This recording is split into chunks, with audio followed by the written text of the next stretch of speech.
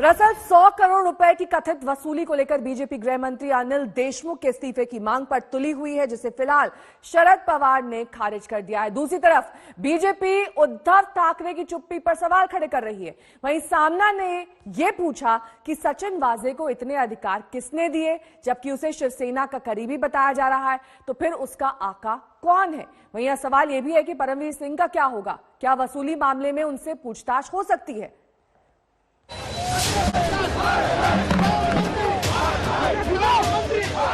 की कोई आवश्यकता नहीं है। हमारी एटीएस पूरा छानबीन के तपास कर रही है और हमें पूरा विश्वास है कि उसमें से हम कल्प्रिट कौन है वो जल्द से जल्द ढूंढ के निकालेंगे। भारतीय जनता पार्टी की ओर से हम ये मांग करते हैं कि गृह मंत्री जी का इस्तीफा लेना चाहिए और जब तक वो नहीं लिया जाता भारतीय जनता पार्टी चुप नहीं बैठेगी।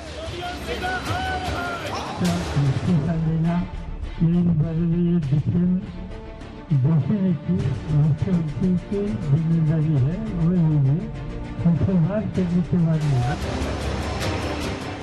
शरद पवार इतने बड़े नेता, उन्होंने कार्रवाई क्या की आपको मालूम है? 100 करोड़ रुपए का उगाही करना एक्सटॉर्शन होता है।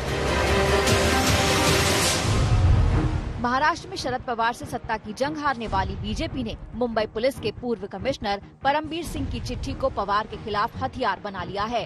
शह और मात की इस जंग में निशाना पवार और उद्धव सरकार है, जिसे बीजेपी सत्ता से हटाना चाहती है। इसके लिए पहला बड़ा मोहरा जिसे बीजेपी पीटने की फिराक में है, वो है महाराष्ट्र के गृह मंत्री अनिल देशमुख। परमवीर सिंह ने अपनी चिट्ठी में सचिन वाजे के जरिए अनिल देशमुख पर 100 करोड़ की वसूली करने का आरोप लगाया है, जिसके बाद महाराष्ट्र बीजेपी उनका इस्तीफा मांग रही है। जवाब में एनसीपी ने दो टूक कहा कि अनिल देशमुख इस्तीफा नहीं देंगे। भारतीय जनता पार्टी की ओर से हम ये मांग करते हैं कि गृह मंत्री जी का इस्तीफा लेना चाहिए और जब तक वो नहीं लिया जाता भारतीय जनता पार्टी चुप नहीं बैठेगी। हमारे अध्यक्ष चंद्रकांत दादा पाटिल इन्होंने आंदोलन की घोषणा की है, आज हमने आंदोलन किया है और ये जो वसूली, सरकारी वसूली जो चल रही है,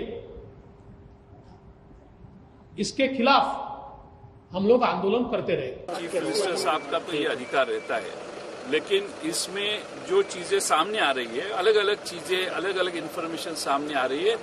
हमारे एटीएस जो मैंने पहले बोला वो इससे इन्वेस्टिगेशन चालू है। देशमुख की रेजिग्नेशन की कोई आवश्यकता नहीं है। हमारी एटीएस पूरा छानबीन के तपास कर रही है और हमें पूरा विश्वास है कि उसमें से हम कल्प्रिट कौन है वो जल्द से जल्द ढूंढ के निकालेंगे। पवार जानते हैं कि अगर अनिल देशमुख का इस्तीफा हुआ तो बीजेपी उद्धव सरकार के खिलाफ मुहिम और तेज कर देगी। ऐसे में रणनीति तय करने के लिए दिल्ली में शरद पवार के घर 3 घंटे तक बैठक हुई। मुंबई से अजीत पवार और जयंत पाटिल पहुंचे, कांग्रेस से कमलनाथ पहुंचे, सुप्रिया सुले और संजय राउत बात करते दिखे।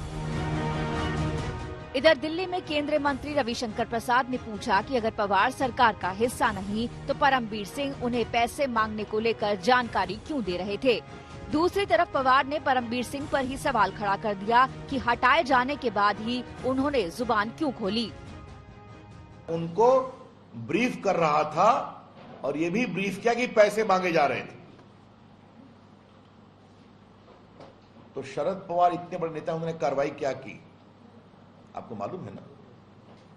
100 करोड़ रुपए का उगाही करना एक्सटॉर्शन होता है। एक्सटॉर्शन एक अपराध है। ये आरोप है। इससे पहले क्यों नहीं लगाए ये भी बता सकते सामने। दूसरी, ये जो उन्होंने इंसिडेंट कहा, एक तो पिछले महीने का या कल से 16 तारीख का था, तो 17, 18, 19 ये 2-3 दिनों में इन बारे में उन्होंने क्या नहीं कहा।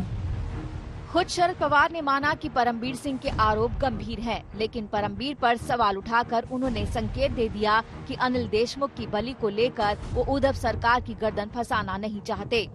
वैसे भी एंटीलिया केस को लेकर बीजेपी उद्धव को निशाने पर ले चुकी है। वहीं अनिल देशमुख के इस्तीफे पर राज ठाकरे भी बीजेपी के सुर में सुर मिला रहे हैं। उद्धव ठाकरे की शांति क्या कहती है? वो मुख्यमंत्री है ना।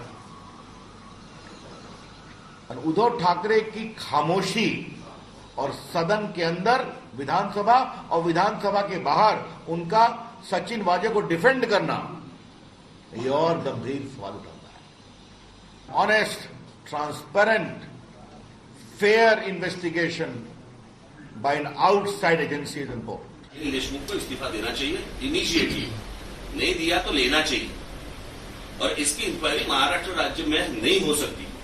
सर, मुख्यमंत्री का अब तक इस पूरे मामले पर कोई बयान सामने नहीं आया, नहीं तो मुझे अभी तक पता नहीं चला है कि मुंबई पुलिस कमिश्नर को निकाला गया। दिल्ली में शरद पवार के घर पर जिस तरह लंबी मीटिंग हुई, उससे एक बात तो साफ है कि एनसीपी पर देशमुख का इस्तीफा लेने का दबाव है। वहीं बीजेपी अनिल देशमुख का विकेट गिराकर उद्धव सरकार को बैकफुट पर लाने की कोशिश में जुटी है। वो निष्पक्ष जांच के लिए देशमुख की विदाई को जरूरी बता रही है, लेकिन पवार 1 इंच भी पीछे हटने को तैयार नहीं है। दिल्ली में मनजीत नेगी और मुंबई से कमलजीत सिंधु और साहिल जोशी के साथ आज तक ब्यूरो।